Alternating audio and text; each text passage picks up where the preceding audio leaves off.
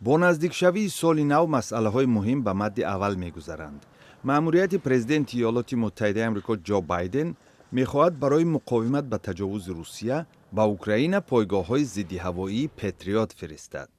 سفیر اوکراین در ایالات متحده آمریکا اثنای صحبتش با تلویزیون ABC آمریکا گفت این کمک برای کشورش حیاتاً ضرور است.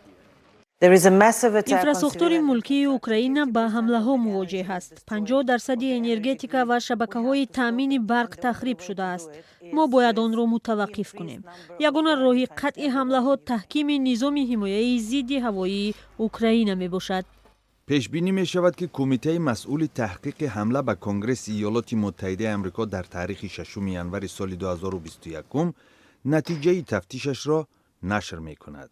عضو این کمیته وکیل کنگره از حزب دموکرات ایالات متحده آمریکا آدم شیف در صحبت با تلویزیون CNN گفت که احتمال عیبنامه اعلان شود.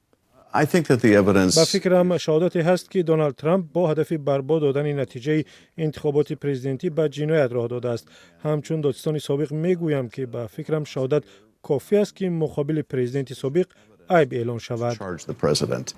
سر از ماه ژانویه سال آینده هیئت نوی کنگره ایالات متحده آمریکا روی کار خواهد آمد. در مجلس نمایندگان پالاتای پایانی کنگره اعضای حزب جمهوری خواه اکثریت را در اختیار خواهند داشت.